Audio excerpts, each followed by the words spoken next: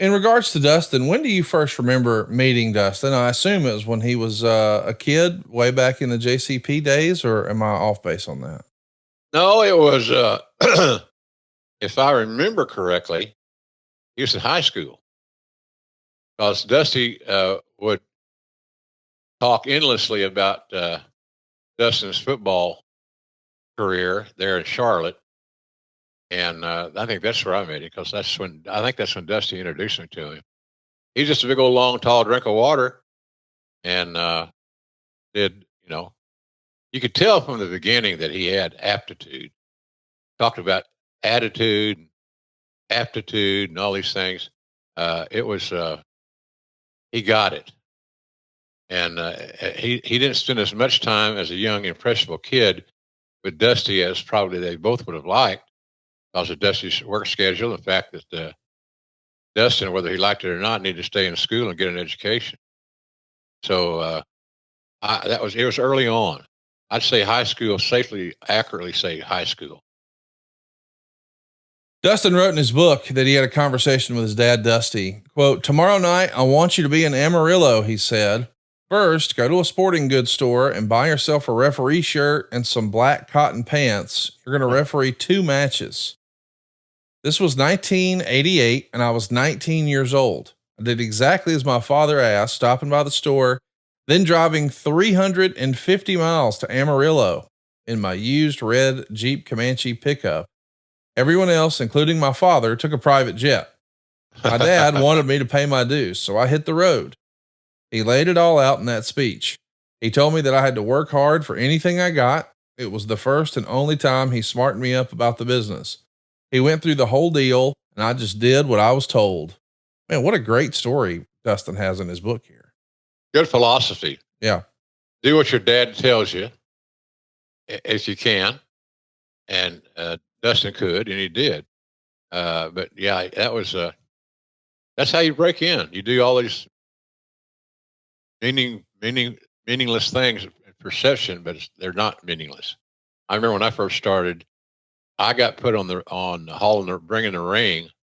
I had to go get a trailer hitch for my car installed, and then we had a ring trailer, 2 wheels, and that was I did that because of the money. Got paid $150 for working with the ring, getting it to the site, setting it up, tearing it down, leaving, all that stuff. So I was a lot of us started that way, Dustin refereeing, and then to increase my worth and my income, newly married young guy, didn't have a clue about the budget. I just spent money until it was gone, which is not a very good philosophy, kids. So then I started refereeing. Cowboy really liked that. He liked me as a referee because my size, youth, all these things.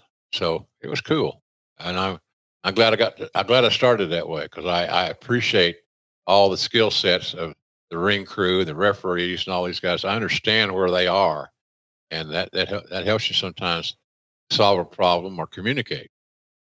So listen, Dustin winds up starting his wrestling career training with the likes of Skandar Akbar, Steve Kern, and Mike Graham. And he winds up debuting in championship wrestling from Florida. He was always going to be Dusty's son here, boy.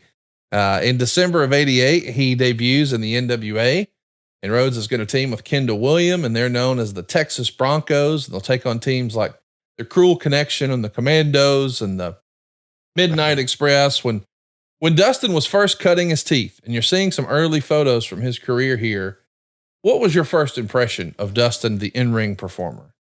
Well, that he was mature as far as bell to bell beyond his years. That's what I said about the aptitude. There he's wrestling Mike Jackson. I know Mike's male pattern bald spot anywhere.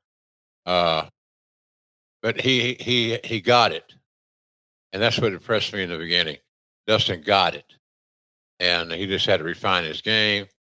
But that's just part of it.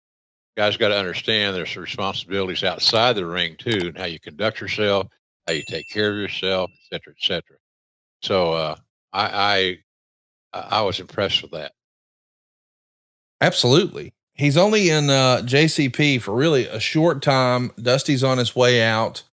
It's probably a weird time for Dustin to be jumping on to the wrestling train when his dad is also maybe going to be departing JCP.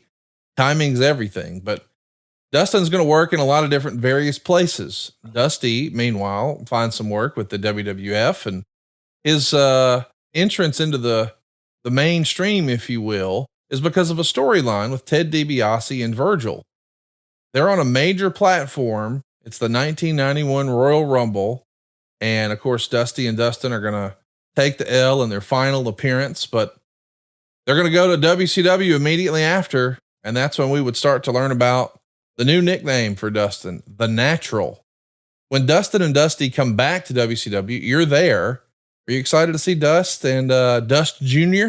in tow? Well, yeah, sure. I'm a friend. I've been a friend of the family forever. Yes. So to see Dusty's oldest son get a break and get an opportunity to live his dream, and that's a dream right there for Dustin, following his dad to the ring. So, well, we sometimes forget inadvertently, I shall add, just how great Dusty was. I don't know. I don't think I ever worked with anybody that had as much charisma as Dusty Rhodes. He felt it. He loved it. He lived it. He breathed it. And kind of like me, he looks like he ate it. He was healthy. But I had a lot of fun working with Dusty. A lot of fun. I got frustrated at times because of the booking, and he centered so much around himself, and that's dangerous. Not just because he's Dusty Rhodes, because the human element of being injured or family emergencies or whatever can really put you at a disadvantage when your top guy is not available for whatever reason. So being one-dimensional sometimes is a little bit tough. It's good for the talent because it makes them more valuable, but it's not good for a company who becomes more one-dimensional than they need to be. Hey, it's Conrad Thompson here to tell you a little more about what adfreeshows.com is all about.